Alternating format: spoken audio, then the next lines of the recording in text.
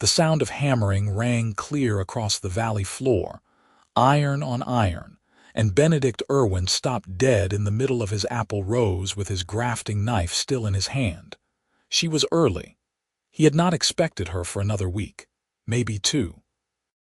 Autumn was only just beginning to color the leaves on his hill, the first hints of gold creeping into the green canopy that surrounded his cottage and his beehives and his small cider house. The road below wound through the valley like a pale ribbon, and at the crossroads where three territories met, he could see the familiar shape of her wagon, the canvas cover bleached nearly white by 6 years of sun and rain. Smoke rose from the portable forge she had already set up, and even from this distance he could hear her hammer ringing against the anvil in that distinctive rhythm he had learned to recognize the way some men recognized birdsong. Bronwyn Elridge was back. Benedict set down his knife and wiped his hands on his work trousers, suddenly aware of how rough his palms felt, how much dirt was under his nails. He was 43 years old and had been a widower for 9 years, and for 6 of those years he had arranged his entire autumn around the week when the traveling smith came through. He told himself it was practical. She shod his horse, mended his tools, fixed the bands on his cider barrels. He traded her honey and apple brandy, and sometimes a few nights of board in his barn when the weather turned foul. It was a sensible arrangement. It was also the only thing he looked forward to anymore with anything approaching joy. He made himself finish the row of grafting he had started, working carefully to splice the new wood onto the old rootstock. Fire blight had taken 3 of his trees last spring, and the disease was still lurking in the orchard. He had cut away the infected branches, burned them, and now he was trying to save what he could by grafting resistant varieties onto his old stock. It was delicate work, the kind that required patience and steady hands, but his mind kept wandering down the hill to where that hammer was still ringing. Finally, when the sun had moved another hour across the sky, he cleaned his tools, washed his hands at the pump, and walked down the long slope to the crossroads. She saw him coming from a quarter-mile away. She always did. By the time he reached her wagon, she had set aside whatever she was working on and was pouring water from a jug into 2 tin cups. "You are early," he said, and she grinned at him, her tusks catching the light.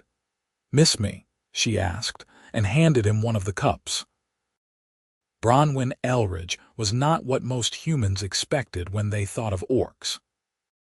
She was not tall, perhaps 5 feet and 6 inches, and while she was strong from her work, she was also comfortably rounded, with broad hips and a softness to her belly and arms that spoke of someone who enjoyed her food and did not apologize for it.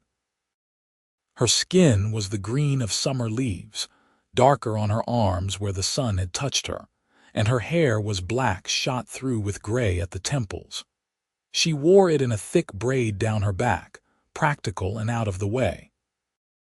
Her eyes were amber, bright and clever, and she had a laugh that could carry across 3 fields when something truly amused her. She was, Benedict had decided somewhere around their 3rd autumn together, the most beautiful woman he had ever seen. Not that he had ever said so. Not that he ever would. "The road was kind this year," she said, settling onto the tongue of her wagon with her own cup. "No washed-out bridges, no bandits, no trouble. I made good time." "You look well," he said, which was safe and true. "You look tired," she said, which was also true but less welcome. "What has you worn down? Bad honey year." The bees were fine. "The apples are good. It is the fire blight." He gestured up the hill toward his orchard. "It got into the old trees. I have been grafting for 3 weeks trying to save them." Her expression shifted, the humor leaving her eyes. "How bad?" "Bad enough. I lost 3 trees entirely. Another dozen are compromised. If I cannot get healthy grafts to take, I will lose a quarter of the orchard." She was quiet for a moment, drinking her water, her gaze traveling up the hillside to where his trees stood in their neat rows. "That orchard is older than both of us," she said finally. "The rootstock is, yes. Some of those trees were planted by my grandfather. You need help." He had not meant to ask. He had told himself he would not ask. But she had offered, and the weight of the work ahead of him was crushing, and he was so tired. "I could use another pair of hands," he admitted, "if you can spare the time." "I have nowhere else to be," she said, and something in the way she said it made him look at her more closely. "Is something wrong?" She shook her head, but there was a tightness around her eyes that had not been there before. "Nothing wrong. Just had a letter catch up to me 2 towns back. My clan wants to offer me a position. Permanent forge, steady work, respect. It is a good opportunity." "That is wonderful," he said, and his voice sounded hollow even to his own ears. "You deserve that kind of security." "It is 8 days east of here," she said, watching him. "I would not be traveling this route anymore." The hammer she had set aside lay on the anvil between them, still faintly glowing at the striking end. Benedict looked at it instead of at her. "When do they need your answer?" "Month's end." 6 weeks, then. 6 weeks, and she would be gone, either back on the road or settled 8 days east where he would never see her again, except by deliberate, impossible journey. 6 weeks to finish the grafting, to save his orchard, to pretend that his chest did not feel like someone had reached inside and squeezed his heart in a fist. "I will pay you for your time," he said. "Room and board, plus whatever rate you want for the labor." "You insult me," she said, but there was no heat in it. "You will feed me and house me, and we will call it even. I have wanted to see your operation up close for years. You make the best cider in 3 territories, and you have never once told me how." "Trade secret," he said, and she laughed, and just like that the tightness in his chest eased a fraction. They fell into a rhythm as easily as they always did. She moved her wagon up the hill and set up camp in the flat area near his barn, where she had stayed before during particularly wet autumns. He gave her access to his well and his wood stores, and in exchange she took over all the metal work that he had been putting off. She rehung the door on his cider house that had been sagging on its hinges for 2 years. She mended the poker for his stove and sharpened every blade he owned and fixed the clasp on the good leather satchel he used when he went to market. And then, in the early mornings and the long evenings when the light was good, she came with him into the orchard and learned how to graft. She had good hands for it, steady and precise from years of detail work on metal. He showed her how to make the cuts, how to match the cambium layers, how to wrap and seal the grafts so they would have the best chance of taking. They worked side by side in the cool autumn air, and they talked the way they always talked when they were together, about everything and nothing. She told him about the towns she had passed through that summer, the jobs she had taken, the people she had met. There had been a wedding in a village to the south where she had made matching rings for the couple, and a farm to the west where she had reshod an entire stable of plow horses in 2 days. She had helped repair the gate mechanism at a mill and had been paid in flour and dried fish, and she had spent 3 weeks in a mining town fixing broken tools and had made enough money to fund the next month of travel. He told her about his bees, which had swarmed twice that summer and given him more honey than he knew what to do with. He told her about the new cider blend he was experimenting with, mixing his apples with wild pears from the forest edge. He told her about the traveling merchant who came through every few months and always tried to cheat him on price, and about the family in the next valley who had just had their 4th child and were drowning in exhaustion. They did not talk about her clan's offer. They did not talk about what would happen at month's end. The grafting took time. Each cut had to be precise, each union carefully matched. They worked their way through the orchard tree by tree, and as they worked, Benedict found himself noticing things he had let slide. The grass between the rows had grown wild and needed scything. The fence on the eastern edge was starting to rot and would need replacing before winter. The roof of his cottage had a leak he had been meaning to patch for 3 years. Bronwyn noticed too. "You have been letting things go," she said one evening as they washed their tools at the pump. "I keep meaning to get to it. Meaning is not the same as doing." "I know." She dried her hands on a rag and looked at him, really looked at him, in a way that made him want to turn away. "When did you last take a full day off?" He could not remember. "I rest when I need to. That is not what I asked. There is always work to be done. You know that."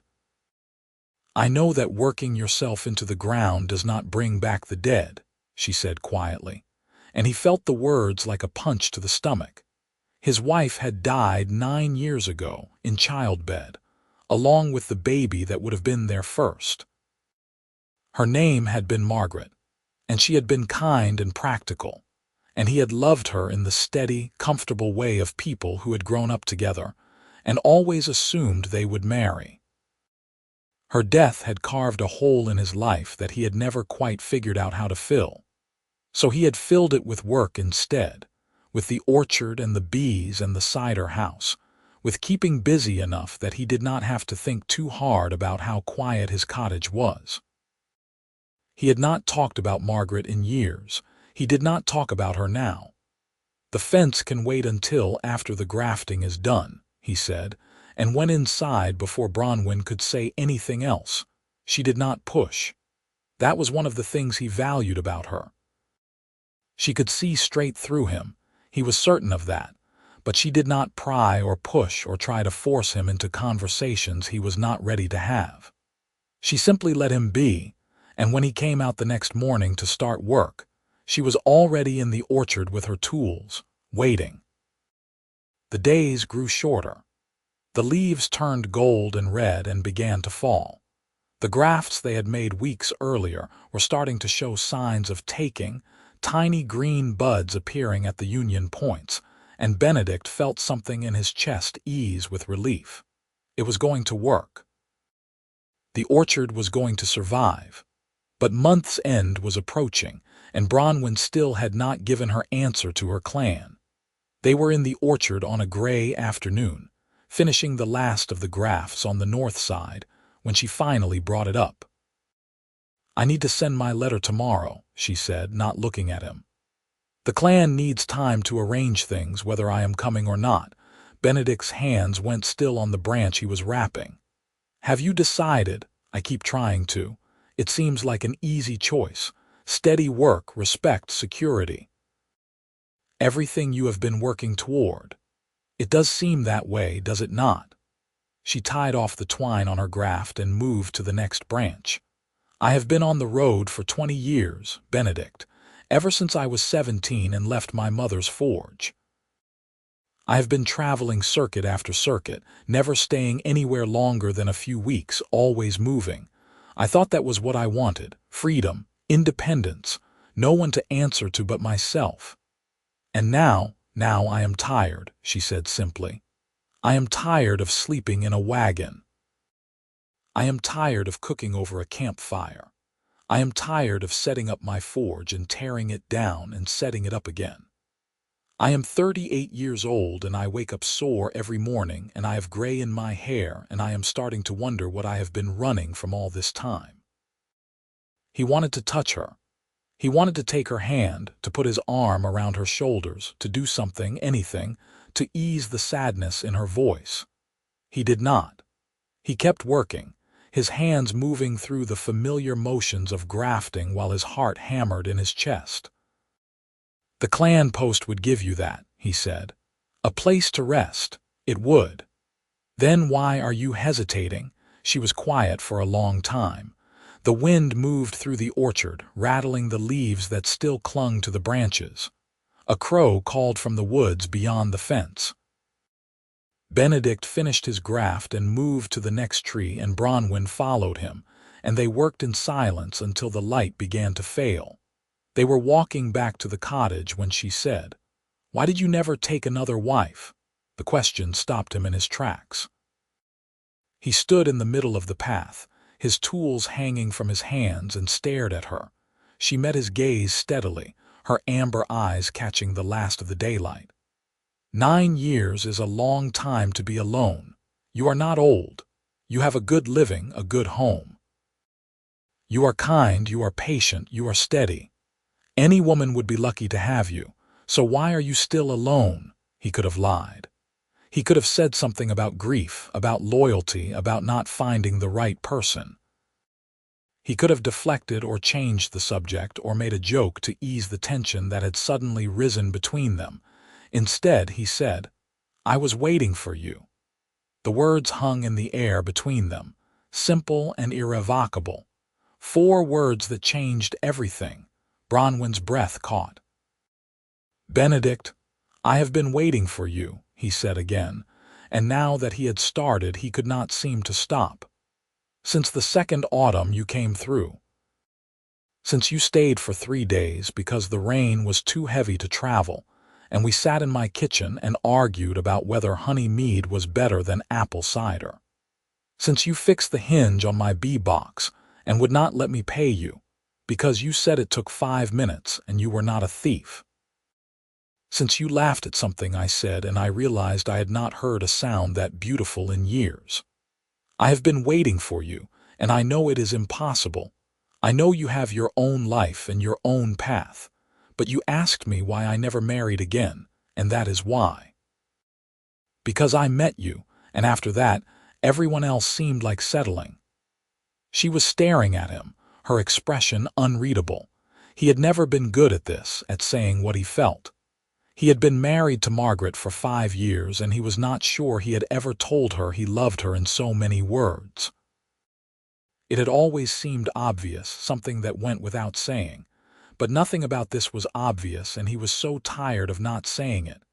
"You are an orc," he said, more gently now. "I am a human. You live on the road, I live on this hill. We see each other 1 week out of 52. I know there are 100 reasons why this cannot work, and I have told myself every single one of them 1,000 times. But you asked, and I am tired of lying, so here is the truth. I have been in love with you for 6 years, and I have been waiting for you, and if you take that clan post, I will be happy for you because you deserve every good thing, but I will also spend the rest of my life missing you. That is why I never took another wife." For a moment, she just stood there, and Benedict felt his heart trying to hammer its way out of his chest. He had ruined it. He had broken the careful equilibrium they had maintained for 6 years, and now she was going to leave and he was never going to see her again. Then she started to laugh. It was not a cruel laugh or a mocking laugh. It was the same big, open, joyful laugh he had been listening for every autumn for 6 years, and it echoed across the hillside and startled a flock of starlings from the trees. "You ridiculous man," she said, and crossed the space between them and kissed him. Her lips were warm, and her tusks pressed gently against his cheek, and she tasted like the apples they had been handling all day. Benedict dropped his tools and wrapped his arms around her and kissed her back. And for a long moment, the entire world narrowed down to the feeling of her in his arms, solid and real, and finally here. When they broke apart, they were both breathing hard. Bronwyn's hands were fisted in his shirt, and she was looking up at him with an expression that was half exasperation, half wonder. 6 years, she said. 6 years you have been feeling this way and you never said a word. I thought, if you say you thought I was not interested, I am going to hit you. But she was smiling as she said it. Benedict Irwin, I have been traveling this circuit for 20 years and I have never once come through early.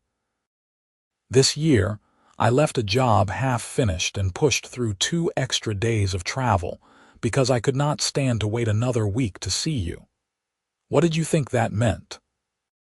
I thought you were efficient, he he said weakly, and she laughed again and kissed him again, and this time when they broke apart he kept his arms around her, unwilling to let go. "I was going to turn down the clan post," she said quietly, her forehead resting against his. "I was going to tell them no and keep traveling this circuit, and I was going to let myself hope that maybe, eventually, you would see me the way I see you. But I am tired of waiting and I am tired of being patient, so I am going to ask you directly. What do we do about this?" Benedict's mind was racing. The practical problems were enormous. She was an orc, he was human. Interspecies relationships were not illegal exactly, but they were heavily frowned upon in most of the territory.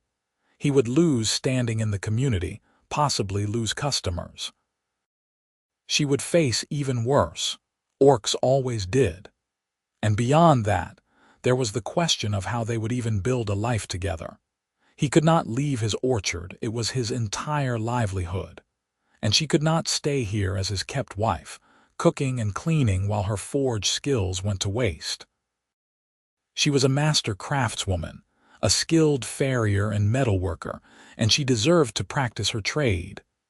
But as he stood there holding her, all of those problems seemed surmountable in a way they never had before. "The crossroads," he said slowly. "Your wagon is always set up at the crossroads." "Why there? 3 territories meet there," Bronwyn said. "I can draw customers from all 3 without needing to negotiate permits with any one lord. It is neutral ground." "What if it was not just a camp?" he asked. "What if you built a forge there, a real one?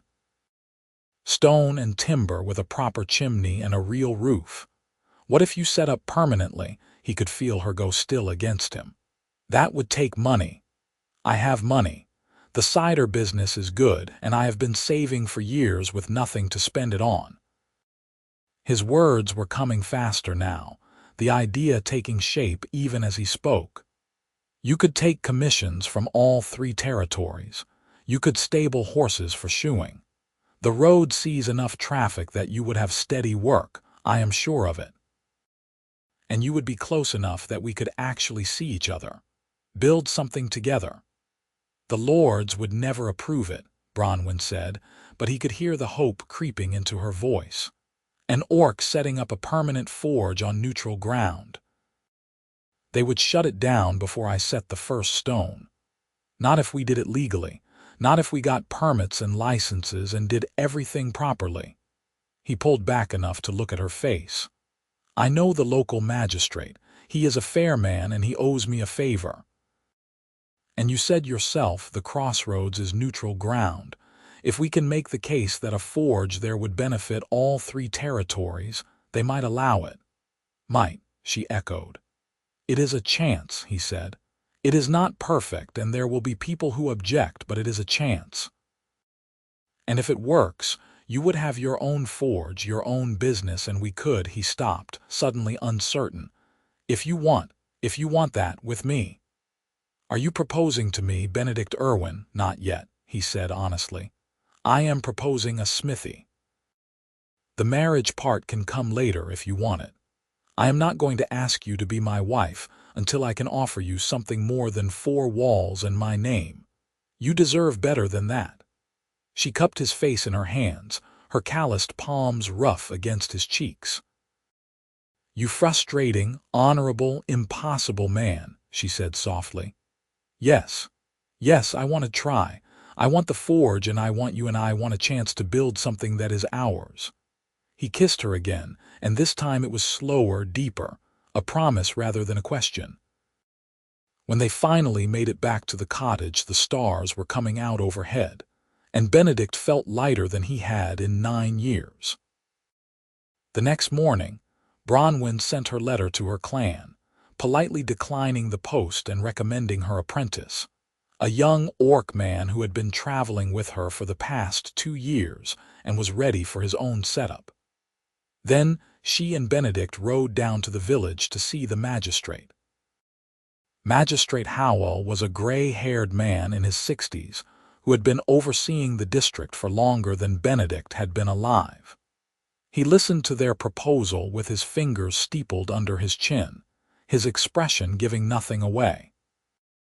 "A permanent forge at the crossroads," he said when they had finished. "You understand that will require permits from all 3 territory lords. Lord Drayton to the north, Lord Moss to the east, Lady Wren to the south. They will all have to agree." "We understand," Benedict said. "But the crossroads serves all 3 territories. Right now, if someone needs a farrier or a smith, they have to travel to one of the main towns. A forge at the crossroads would be convenient for everyone." "It would also be run by an orc," Magistrate Howell said bluntly, looking at Bronwyn. "You know as well as I do that not everyone will be pleased by that." "I know," Bronwyn said calmly.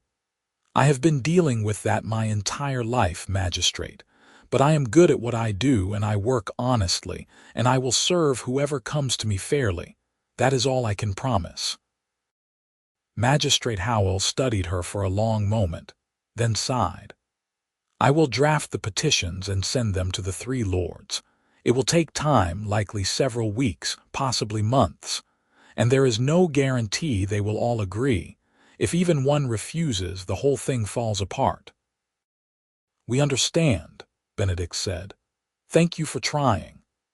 "I am not doing it for you," Magistrate Howell said dryly. "I am doing it because my horse needs shoeing twice a year and I am tired of riding half a day to find a decent farrier. If this works, you are the closest smith I will have had in 30 years. Despite the tension of the moment, Benedict found himself smiling, practical as always. Someone has to be. The magistrate waved them toward the door. "Go home. I will send word when I hear back from the lords. In the meantime, I suggest you not make any permanent plans. And you," he pointed at Bronwyn, "you should stay close. If the lords want to meet you before making their decision, you will need to be available." "I will be here," Bronwyn said. They rode back to the orchard in silence, and it was not until they were back on Benedict's Hill that Bronwyn said, "That could have gone worse." "It could have," Benedict agreed. "He could have refused outright. He still might come back and tell us the lords said no. He might." Benedict dismounted and helped Bronwyn down, his hands lingering on her waist. "But until then, we have work to do. The grafting is almost finished. Once that is done, we can start planning what the forge should look like, where to place it, how big to make it, what you will need." "Planning something that might never happen," Bronwyn said, but she was smiling. "I have been planning something that might never happen for 6 years, Benedict said. "I am used to it." She kissed him, quick and hard, and then they went back to work. The weeks that followed fell into a new rhythm. They finished the grafting, tying off the last of the unions and sealing them against the coming winter. The weather was turning colder now, the mornings crisp with frost, and the orchard trees were settling into dormancy. The grafts would not show whether they had truly taken until spring, but Benedict felt cautiously optimistic. In the afternoons, they worked on plans for the forge. Bronwyn sketched out designs on sheets of paper Benedict provided, showing him where the hearth would go, where the anvil should be placed, how the chimney would need to be built. She had built temporary forges hundreds of times, but designing a permanent one was different, and she approached it with the same careful precision she brought to all her work. Benedict, meanwhile, started gathering materials. He rode to the nearest sawmill and ordered timber. He negotiated with a quarry for stone. He talked to a mason in the village about potentially hiring him to build the chimney and the hearth. He was spending money he had saved for years, and he did not regret a single coin. They also navigated the new shape of their relationship, learning each other in ways they had never allowed themselves before. Bronwyn moved from the barn into the cottage, into Benedict's bed, and they learned how to fit their bodies together in the darkness, how to touch and be touched, how to give and receive pleasure. It was awkward at first, both of them out of practice and nervous, but they learned quickly, and Benedict found a joy in it that he had not expected. This was not the comfortable, familiar intimacy he had shared with Margaret. This was something new, something fierce and bright and entirely its own. But even as they built this fragile new life together, the weight of the unknown hung over them. They had heard nothing from the magistrate, and as the weeks stretched into a month, Benedict began to worry that the lords had refused and Howell simply had not found the right moment to tell them. Then, 6 weeks after their initial meeting, a messenger arrived. Benedict was in the cider house, checking on the barrels of cider that were aging for winter, when he heard the horse approaching. He came out to find a young man in Lord Drayton's livery dismounting in his yard. "Message for Benedict Irwin and Bronwyn Elridge," the messenger said, handing over a sealed letter. Benedict's hands were shaking as he broke the seal. Bronwyn came out of the cottage and stood beside him, her hand on his arm as he read. The letter was from Magistrate Howell. It was brief and to the point. Lord Drayton and Lady Wren had approved the petition. Lord Moss had refused. Benedict felt his stomach drop. Moss refused. "Why?" Bronwyn asked, reading over his shoulder.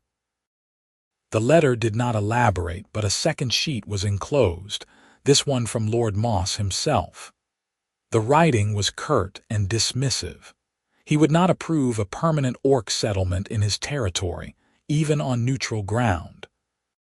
It set a bad precedent, encouraged mixing between species, and he wanted no part of it. "Well," Bronwyn said, her voice very calm, "that is that then." "No," Benedict said. "No, it is not.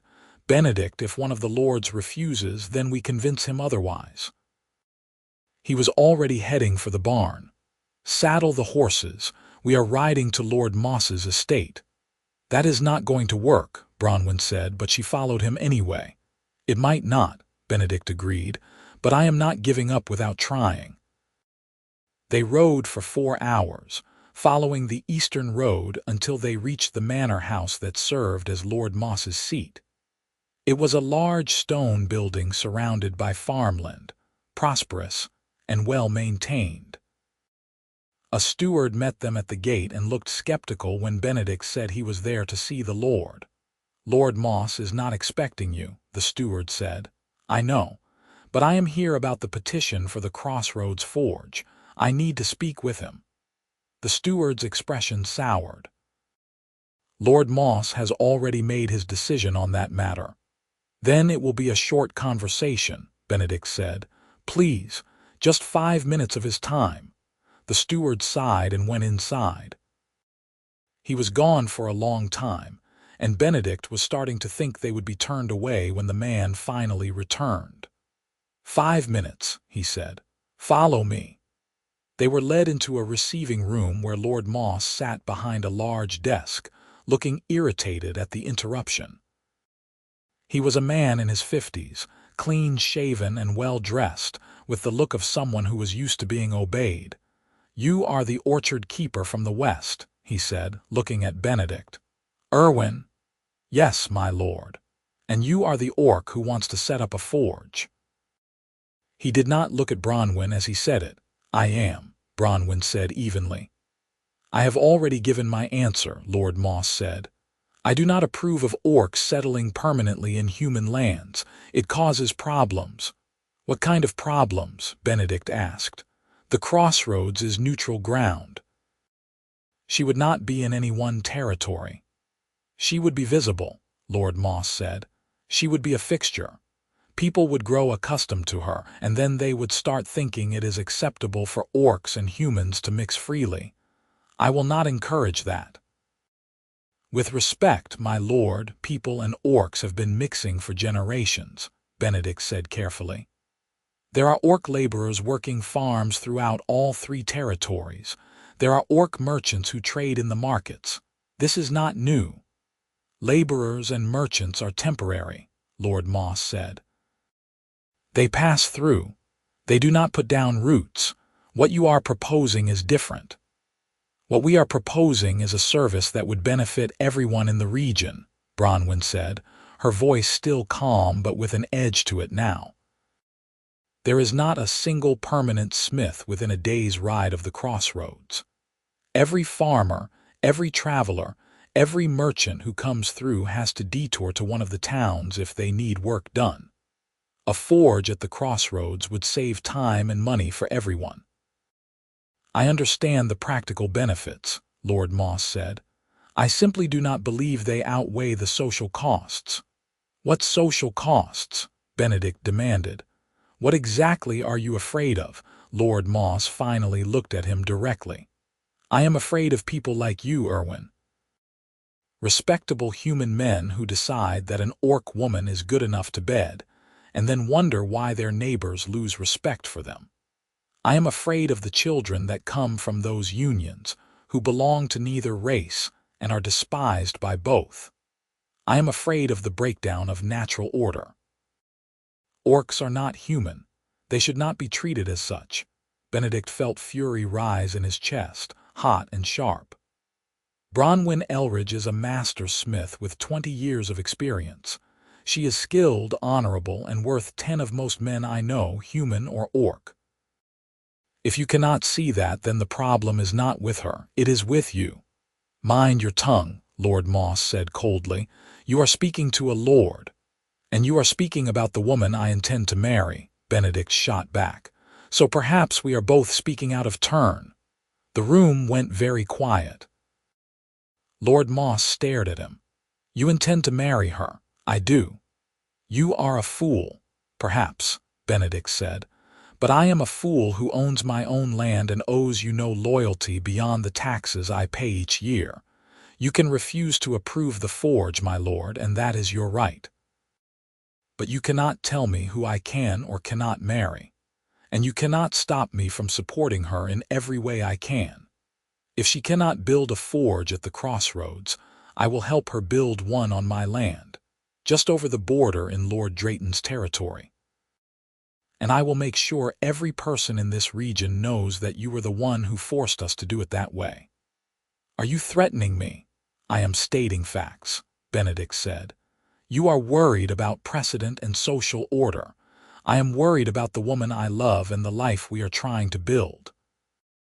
You can choose to be an obstacle to that, or you can choose to be part of the solution. But either way, we are going to move forward.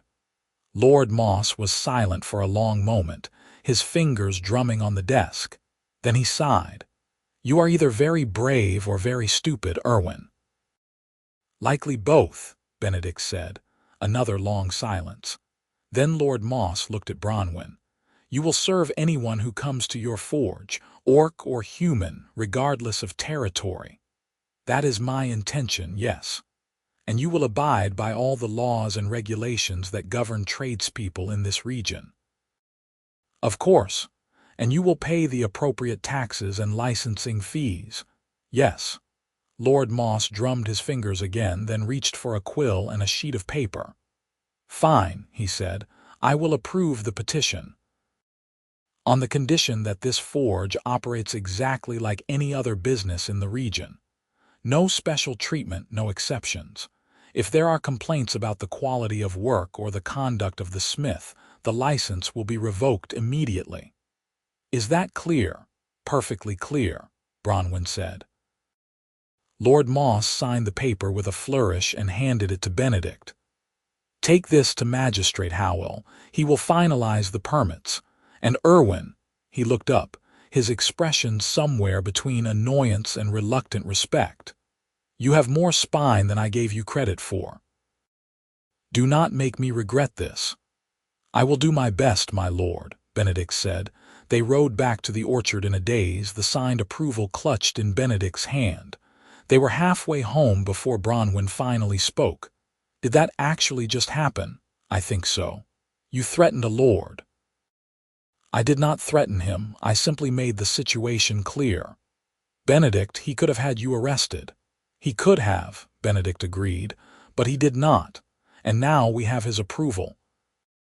Bronwyn started to laugh, that big, wonderful laugh that Benedict loved, and she laughed so hard she nearly fell off her horse. "You ridiculous, wonderful, impossible man," she said when she could breathe again. "I cannot believe you did that." "I was not going to let him stop us," Benedict said simply. "Not after we have come this far."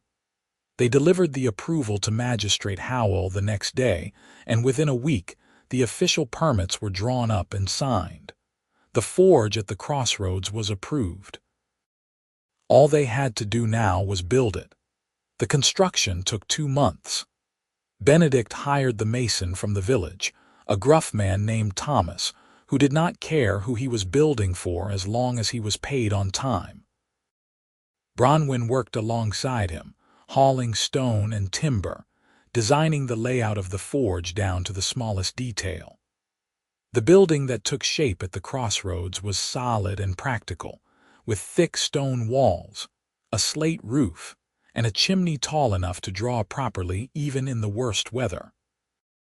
There was a large open space for the forge itself, a smaller side room for storage and finer work, and a lean-to on the side for horses waiting to be shod. As the building rose, people started to notice. Travelers passing through the crossroads stopped to watch the construction. Word spread through the 3 territories that an orc smith was setting up permanently, and the reactions were mixed. Some people were curious. Some were hostile. A few were openly supportive. One farmer from Lord Drayton's territory brought a broken plow blade and asked if Bronwyn could fix it. She did, and he paid her and told 3 of his neighbors. A merchant from Lady Wren's land stopped to have his horse reshod and left impressed enough to recommend her to his business associates. Slowly, cautiously, Bronwyn started to build a reputation. Not everyone was pleased. There were complaints to the magistrate, letters to the lords, muttered comments in the village market. But the licenses were legal, the work was good, and there was nothing anyone could do about it.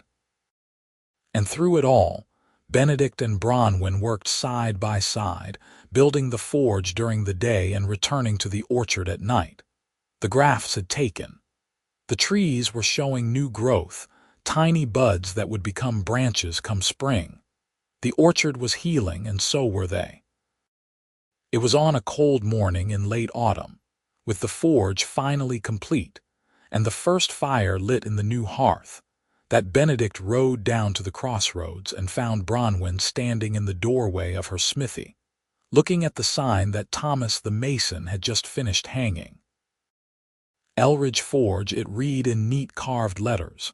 Metalwork farrier repairs, her name, her business, her future. Benedict dismounted and came to stand beside her. "How does it feel?" "Strange," she admitted. "Good, terrifying. I have never stayed in one place before." "You can still travel if you want to," Benedict said. "You do not have to stay here all the time." "I know." She looked at him, her amber eyes warm. "But I want to. I want to see what it is like to stay, to build something lasting." He took her hand, lacing his fingers through hers. "I want that too." "Then let us do it properly." Bronwyn turned to face him fully. "Benedict Irwin, will you marry me?" He laughed, startled and delighted. "I thought I was supposed to ask you that." "You said you wanted to wait until you could offer me more than just your name," she said. "Well, now I have my own forge and my own business and my own name on a sign. I do not need you to offer me anything except yourself, so I am asking. Will you marry me?" "Yes," he said and pulled her into a kiss. "Yes, absolutely yes." They were married 3 weeks later, on the first day of winter, in the orchard among the grafted trees. Magistrate Howell officiated, because he was the only official in the region who would do it without complaint. Thomas the mason was there, and the farmer who had brought the broken plow blade, and a handful of other people from the surrounding farms who had grown to respect Bronwyn's work. It was a small ceremony, simple and heartfelt, and when Magistrate Howell pronounced them married, Benedict kissed his wife and felt something settle in his chest that he had not even realized was still unsettled.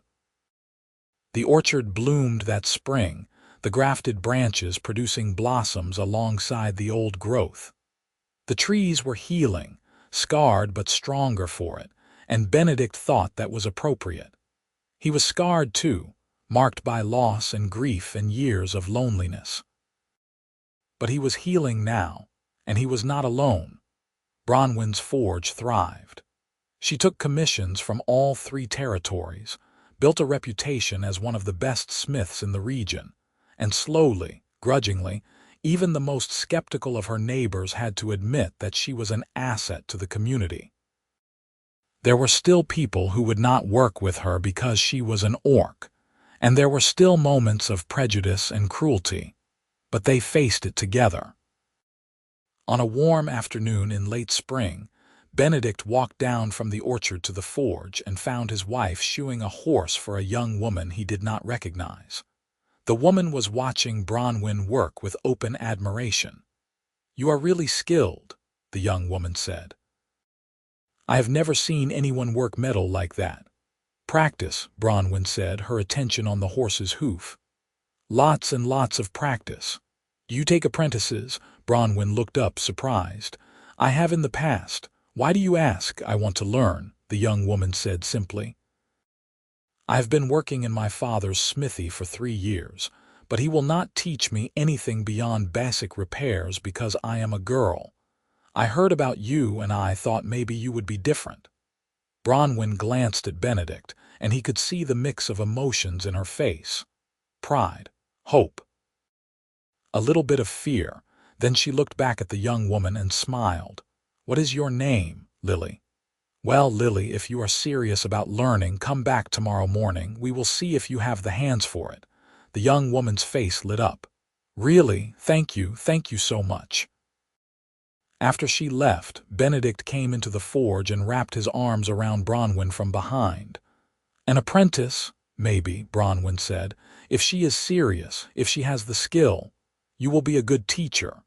"I hope so." She leaned back against him. "I never thought I would have this. A forge of my own, a home, you, students maybe, a future that is more than just the next town and the next job." "Is it what you hoped for?" "It is better," she said simply. "It is so much better." They stood there together in the forge, the fire crackling in the hearth, the smell of hot metal and coal smoke in the air. Outside, the apple trees were in full bloom, the hillside covered in white and pink blossoms. The grafts had taken. The trees were healed. And Benedict, standing with his wife in the forge she had built, felt a sense of peace he had not known since before Margaret died.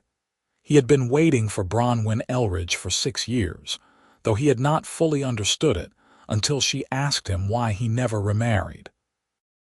He had been waiting for her to come back every autumn, waiting for her to see him the way he saw her, waiting for a chance to build something real and lasting.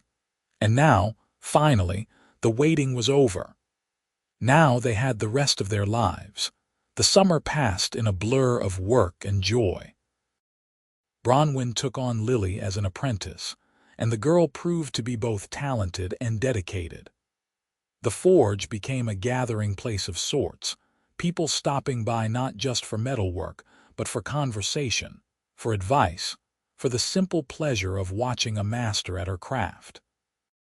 Benedict's cider business flourished alongside it, and he started experimenting with new varieties, blending apples with berries and pears and herbs from the garden Bronwyn had planted behind the cottage. They fell into the rhythms of married life, learning each other's habits and quirks and preferences. Bronwyn snored softly in her sleep and had to drink 2 cups of tea before she was fully awake in the morning. Benedict talked to his bees and could not fall asleep unless every door in the house was locked. They argued about how much firewood to stack for winter, and whether honey mead was superior to cider, and whose turn it was to ride to the village for supplies. They also made love in the orchard under the stars, and in the forge after the fire had burned down to coals, and in their bed on lazy Sunday mornings when neither of them had anywhere to be. It was not always easy. There were still people who looked at them with disgust or whispered behind their backs. A group of young men from Lord Moss's territory came through one evening and threw rocks at the forge, shattering one of the windows before Benedict, and several neighbors chased them off. The magistrate levied fines and made it clear that such behavior would not be tolerated. But it was a reminder that prejudice ran deep and would not disappear overnight. But for every moment of hatred, there were a dozen small kindnesses. The farmer who brought them a basket of vegetables from his garden. The merchant who paid Bronwyn double for a rush job and told her she was worth every coin. The children who started to gather at the forge on market days to watch her work, their eyes wide with fascination. The slow, gradual shift in the way people spoke about them, from scandal to curiosity to grudging acceptance to, finally, simply another part of the community. The following autumn, Bronwyn missed her monthly bleeding. She said nothing at first, not wanting to raise hopes too soon, but Benedict noticed the way she touched her belly sometimes when she thought he was not looking. When she finally told him, 2 months along and certain, he cried for the first time since Margaret's death. Cried with joy and terror, and the overwhelming relief of being given a second chance at something he had thought lost forever. The pregnancy was not easy. Bronwyn was older, and carrying a half-human child put strains on her body that a full-orc pregnancy would not have.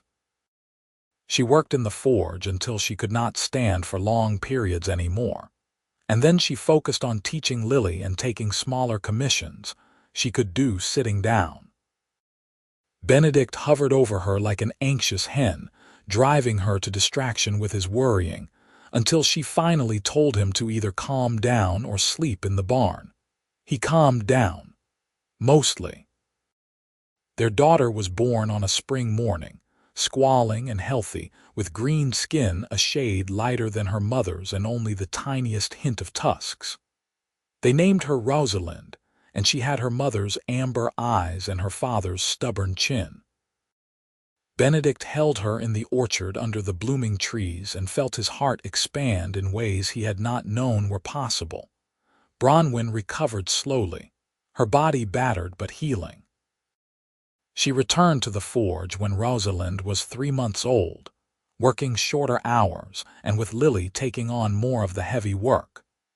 Benedict strapped the baby to his chest in a sling and carried her with him through the orchard, teaching her the names of trees before she could even speak. They were happy. Imperfectly, messily, gloriously happy. When Rosalind was 2 years old, Bronwyn got pregnant again. This time it was a boy, smaller and louder than his sister, with his father's brown hair and his mother's pointed ears. They named him Samuel, and he was a terror from the moment he could crawl, getting into everything and charming his way out of trouble with a gap-toothed grin. The orchard thrived. The forge thrived. The family thrived. There were hard days, of course. Days when the prejudice felt like too much to bear, when Benedict wondered if they had made a mistake bringing children into a world that might never fully accept them. Days when Bronwyn's body ached from old injuries and the hard work of smithing. Days when the bills piled up and the cider did not sell as well as they hoped and the roof leaked and the children cried and everything felt overwhelming. But there were more good days than bad. Days when Rosalind helped her mother in the forge, her small hands learning to hold a hammer. Days when Samuel rode on his father's shoulders through the orchard, laughing at the bees. Days when the whole family gathered around the table for supper, passing bread and stew and stories, the cottage warm and full of life. One evening when Rosalind was 6 and Samuel was 4, Benedict and Bronwyn sat on the porch of their cottage watching the sun set over the valley. The children were asleep inside, finally worn out after a long day of playing. The forge was quiet, the orchard peaceful. Everything was still. "Do you ever regret it?" Bronwyn asked quietly. "Marrying me. The way people talk, the way they look at our children. Do you ever wish you had chosen an easier path?" Benedict took her hand and laced his fingers through hers. "Never," he said firmly. "Not for a single moment. You and the children are the best thing that ever happened to me. I would walk this path 1,000 times over and never regret it." She leaned her head on his shoulder. "I love you, Benedict Irwin." "I love you too, Bronwyn Irwin." He kissed the top of her head, breathing in the smell of forge smoke and soap that always clung to her hair.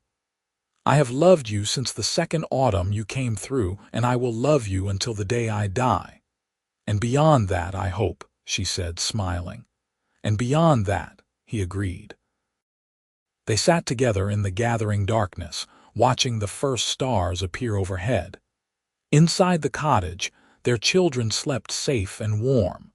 The orchard rustled in the evening breeze, the grafted trees strong and healthy. The forge stood solid at the crossroads, Bronwyn's name on the sign. Everything they had built, everything they had fought for, everything they had hoped for. It had been worth the wait. It had been worth everything.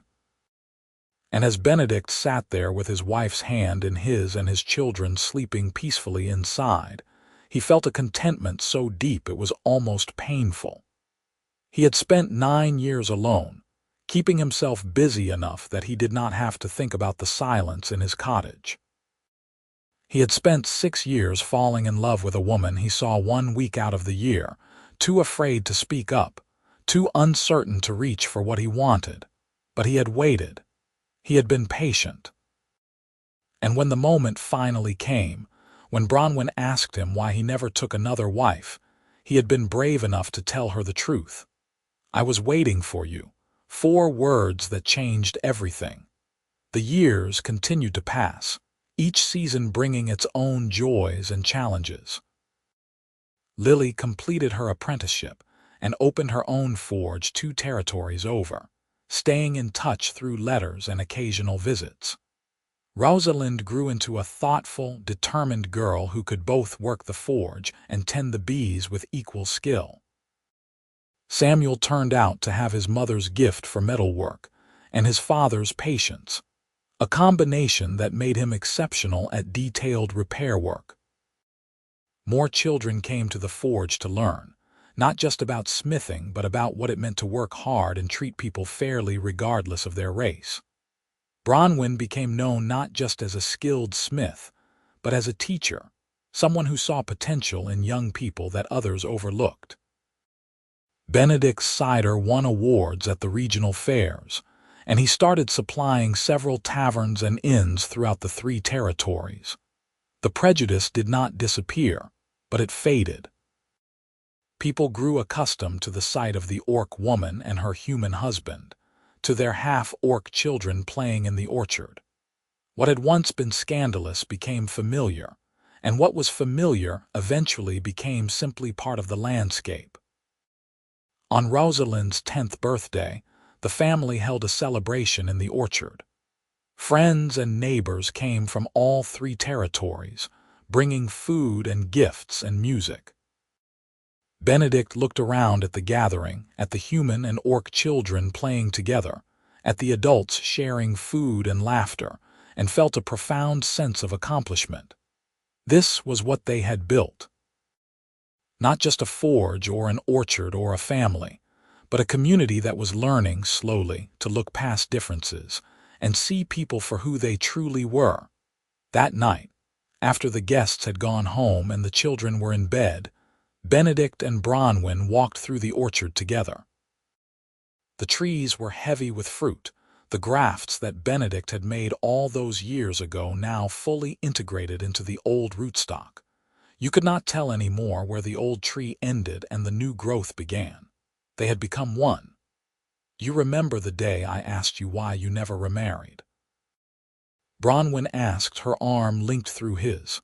"I remember," Benedict said. "I thought I was going to die of terror." "You looked terrified," she agreed, laughing. "But you said it anyway. I had to. I could not keep waiting and hoping and never saying anything."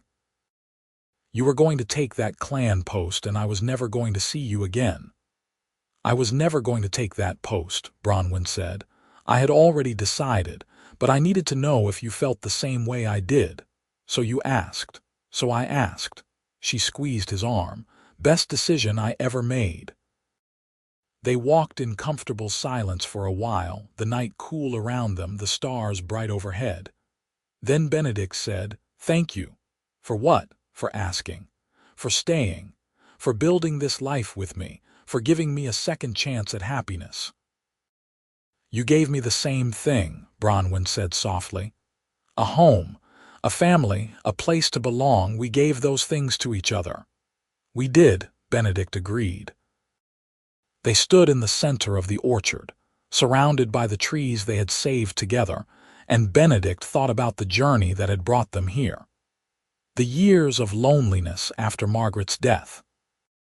The 6 autumns of friendship with Bronwyn, dancing around feelings neither of them dared to name. The day she asked her question and he gave his answer. The fight to build something that society said was wrong. The joy of proving everyone wrong. It had not been easy, but it had been worth it. Every single moment had been worth it. The children grew. The orchard thrived. The forge prospered. Benedict's hair went gray and then white. Bronwyn's tusks grew more pronounced with age, and the gray at her temples spread until more of her hair was silver than black. They moved slower, worked shorter hours, taught their children and grandchildren, yes. Eventually there were grandchildren, the skills they had spent a lifetime honing. But through it all, the core of what they had built remained strong. The love they shared, the life they had created, the family they had raised. It endured. And on quiet evenings, when the work was done and the children were settled and the forge had burned down to embers, Benedict and Bronwyn would sit together on their porch and watch the sun set over the valley, hands clasped, hearts full, surrounded by the evidence of a life well lived. "Do you ever wonder what would have happened if you had said something sooner?" Bronwyn asked him once, many years after that first confession. "If you had told me how you felt the second autumn instead of the 6th, Benedict considered. "I think we needed those years," he said finally. "We needed to be friends first, to trust each other, to build a foundation before we tried to build anything more. Maybe," Bronwyn said, "or maybe we were both just scared." "That too," Benedict admitted, smiling, "but it worked out in the end." "It did," she agreed, leaning against him. "It really did." And it had. Despite the odds, despite the prejudice, despite every obstacle that had been thrown in their path, they had built a life together. They had taken a chance on love when it would have been easier to walk away, and they had fought for that love every day since. They had waited for each other, and they had found each other. And they had made a life that was richer and fuller and more beautiful than either of them could have imagined. As Benedict sat there with his wife beside him and his family safe inside, he felt the same deep contentment he had felt that first evening after they confessed their feelings to each other. The sense that he was exactly where he was supposed to be, with exactly who he was supposed to be with. He had been waiting for Bronwyn Elridge for 6 years, but in truth, he had been waiting for her his whole life. Waiting for someone who would see him clearly, challenge him honestly, love him fiercely. Someone who would build a life with him that was messy and imperfect and absolutely real. And when she had asked him why he never took another wife, he had told her the truth. "I was waiting for you." 4 words. A lifetime of meaning, the best decision he had ever made. The sun set slowly over the valley, painting the sky in shades of orange and gold and deep purple. The orchard rustled in the evening breeze. The forge at the crossroads stood solid and strong, a landmark now, a place where people came not just for metalwork, but for the story it represented. The story of an orc woman and a human man who had dared to love each other in a world that said they should not, and who had built something lasting in spite of it all. Their children carried that story forward, and their grandchildren after them, each generation adding their own chapter, their own struggles and triumphs. But it all began with that moment in the orchard, with a question and an answer, with courage and honesty and the willingness to reach for something that seemed impossible. Benedict and Bronwyn lived long lives, longer than either of them expected. They saw their children grow and marry and have children of their own. They saw the forge expand and thrive, becoming one of the most respected smithies in the region. They saw attitudes shift, slowly but surely, as more and more people realized that love and family transcended race. They did not live to see prejudice end entirely. That would take generations more. But they lived long enough to see the seeds of change take root, and that was enough. On the day Benedict died, at the age of 79, he was in the orchard with Bronwyn, checking on the trees as he had done every day of his adult life. He simply sat down at the base of one of the old grafted trees, took Bronwyn's hand, and closed his eyes. It was peaceful, quiet, exactly the way he would have wanted it. Bronwyn held his hand until the end, and then for a long time after, sitting under the tree they had saved together all those years ago. She did not cry. She had never been one for tears. But she felt the loss like a physical weight, the sudden absence of the man who had been her partner, her friend, her love for more than 30 years. She lived 3 more years after that, long enough to see Samuel take over the forge and Rosalind take over the orchard, long enough to hold her first great-grandchild, long enough to know that the life they had built would continue without them.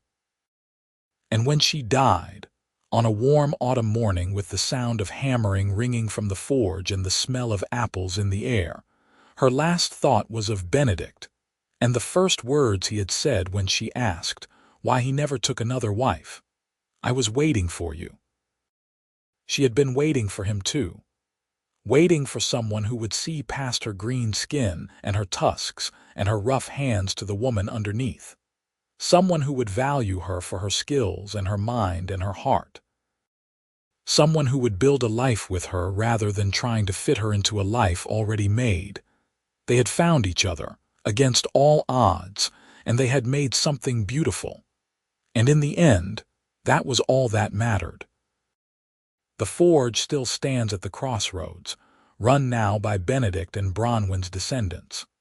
The orchard still blooms every spring, the grafted trees strong and healthy, impossible to distinguish from the original stock. And the story of the orc woman and the human man who loved each other is still told in the 3 territories, passed down from parent to child. A reminder that love can flourish in the most unlikely places if you are brave enough to reach for it. I was waiting for you. 4 words that changed 2 lives, and in changing those lives, changed the lives of everyone who came after. 4 words that were, in the end, more than enough.